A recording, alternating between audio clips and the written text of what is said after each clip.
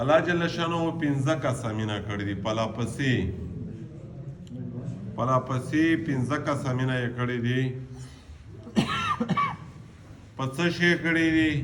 کیما کیسه ارتا کو کیسه یې وارتا کو کیسه دارتا کو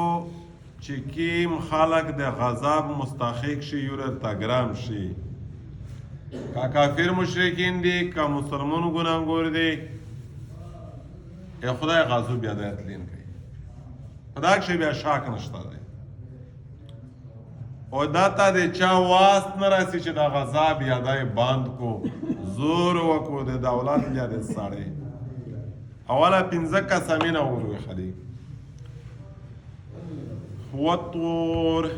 قسم کوي په کوه تور باندې الله فرمایي چې په کوه تور غره چې د موسی سره مې چیرته خبره شوې دي پاده مو قسم وي وکتاب مسطور په کلاو پخې شيشتای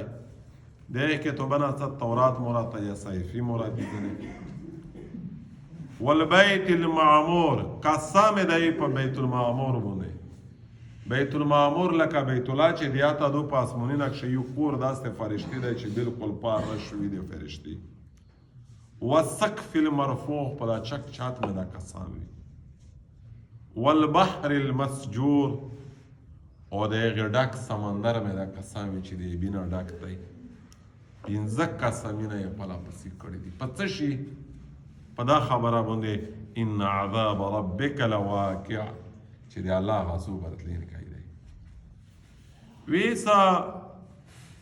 اول خدا چې دا د کیم شای ذکر یو کا په څه شي قسمونه وکړل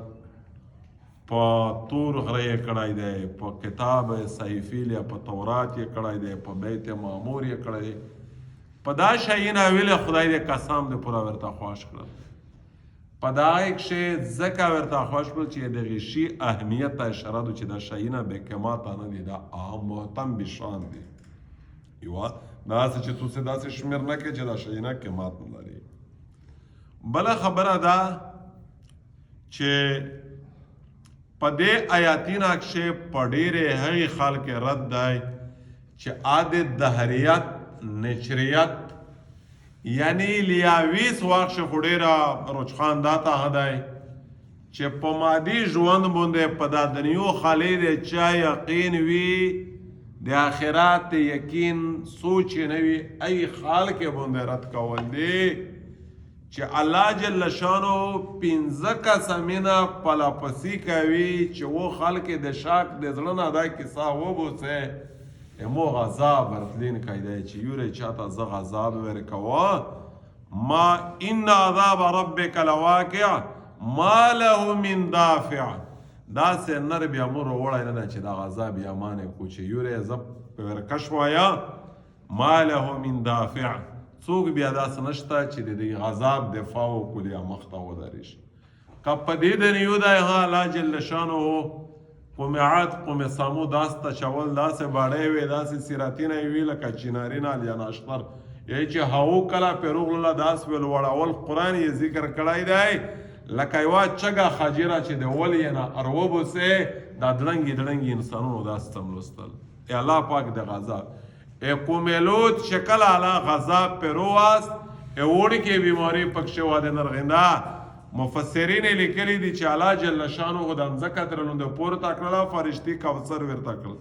ای دې د چرګونې بونګینه په فضا کې شعور ویدل شول خوش پیغمبر فرمایي چې واپس یې کله وویشتله ای قوم لوط په ځمکه چې ویس وردریمې په نن رزق شي امزکه په سطح نه دا ټیټه ننوتې دوه پاوشه خدای داسې ویشتلی دو چې امزکه د نور مخ نه دو ډېره ګړې وتللی دو خوش پیغمبر فرمایي چې په دا مځکه کله د قوم لوط په مځکه تېرېږي دولې پورې درېمې بیا زر کې پې تېرېږي کوسمسای ما کې په دا پورې ناوسط دی چې عادر پورې شاخ نشي د الله پاک عذاب یې داسې دی پنځه قسمونه زورور رب کوي چې یورې چاته څپړ ورکوه مې څپړې بیا څوک ښه داسې نه چې تا مې یې کولې یا ما نه کولې یا ونه شي ډېرې خلک سوچ دا دی چې دا د دنیا د مټریل زندگی دو دا محدود ژوند دی آیا په قیامت شخلور قیامت شته نه باس بعد الموت په مرګ نه وروسته بس دا ژوند دی چې مرګ شي بیا چګاول دي پورته کول دي بیا یسوبینه دي جانمینه دي جنتینه دي دا کې ما یسوب کې تو براونه دی له ورشتانه الله جل شانو په دنیا کې چې غضب درکوي نه دغه دافع څوک نشته او په قیامت چې کله غضب انسان ته ورکوي ای دافع نشته لوط علیہ السلام قوم ته چې کله الله جل شانو غضب ورکوا ادا په دوی درې واجه ډېر خفا هو یو خداوا چې زیای پلیار نه ور سره ته او بلا کورولا بیا زیای شزاخه چې درته یو کوستی بیا وخت لري ځنه کوا ول درسه دتا زیای هم مخالف ش کافر و اسلامي نروان او کورولا یې کافر و اسلامي نروان بیا چې د یو پیغمبر غونډه مقام دی عزت نفس خو شای دی یو خو په دا ډیره پریشانی و او بلا قوم ټول نه فرمانه و چې ایمان نه پروا الله قرآن شه الله جل شانه هغه غضب ذکر کړی دی چې مزکه د لوند نه چني شری کړلې په خټاول شوې بي پوسا د اسمون نه د بي بخي اسمون اربجار شو نو په دا واخ شي زوی شزه هڅه یې لا ور وکړه الله جل شانه د تو فرمایل چې ته دوا زوز جوړ کای وا بړې کښ دې بسم الله مجریها و مرساها ان ربي لغفور رحیم دا د او په ویایا اغره په لوري زور کا وا کښ دې و دې بادشي چې څوک در سره جام دی او بادشي په دا د شفو خامخاغه زی ورور د کډیر رات شي پزړه خو دې نه تیریږي بیا دا خدای پاک الله جیلا ورکړه چې مطلب خدای زیای مې د کوروله مې دو الله جل شانه ورته فرمایي دا ته د اهل نه دي پلیار نبی ور سره تللی دې په دې خلک سره غار کې دین کې هغه سره دې هم وګړي الله جل شانه چې کله غزا بردريمي بیا څوک دغه دفاع کوي نه نشته دی یوم تمور السماء مورا پدارز مونږ اسمون د اسوت تریشي مده سبا گئی چې ورته وي موجوده د آیاتنا قابلیت خامخا چې په درس شنن شامل کی چې کله اسرافیل شپله وایي اسمونینو وتریشي وتسير الجبال سيرا غرینو د خپل زوینه بالکل وشوي خپل زوی ټیکاونه یا خدای پاک کړنج دی غاب خونه دی ډېر زورور قهار ذات فويل اليومئذ للمكذبين او چې دروغجنې د خلک د پورا پودارز باندې ډېر غټ هلاکت ته غټ نقصان وي چې څوک دروغجنې وي کاذب وي الله فرمایي چې د غیر زید دروغجنې خلک د پورا پودارز باندې ډېر لوی نقصان دی ډېر غټه خرابېدو دروغجنې څوک دي الذين هم في خوض يلعبون خلق چې په فضل خبر ایک شی به معنی خبر ایک شی کیل کود کو فضل بکواساتی کول د خیر او مناخص خبره نه کوله یوم یدعون الى نار جهنم دعا پدارز بوندو د جهنم یور تر بالل شي چې ملګری اردریما تو وخت ری یا تا دوله ما ګرځاوز او پسې کیږي چیرې ګرځي یا تاروشه سړه نه یې صبرېزو هذه النار التي كنتم بها تكذبون دا جهنم دا چې په دنیا کې د نمونه و دی ویل چې دا پیغمبر درویږي دا ملګون درویږي چې په جهنم یو په جنت نه ژغېږي آزی کای ویستای چې تو سره د کیم جهنم وعده شوی و نن اردری مې افسحر هذا ام انتم لا تبصرون دا جادو دو چې دوی خو جادوګر پیغمبر دا شی باندې ګډ رازونه بیانوي کاوی سی پستر کې ویني نه څو وش ولردري مې دا ډیره د حسرت رزو اصلوها فاصبروا او لا تصبروا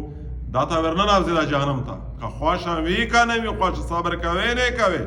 سواء عليكم انما تجزون ما كنتم تعملون برابر قوم خوښه وی کنه وی خوښه توستو د خپل بدعمله پیرا بدل بسم الله ویش نو دغه نمیشته بیا دا سبق حاصل شاه چې زوراور خدای پنځه قسمینه پلا پسی کړی دی بيخي وقفه نشته ګیپ نشته فاصله نشته دی یو ټکایر دا کړای دی ان عذاب ربک لواقع چې خدای پاک په غزو په پکړ شي بجلیګر مولوی و خبره کوله وی چې قسم په خدای ډېر قرآن یایه ډېر قرآن یایه خو چې دا زوی ته ورسه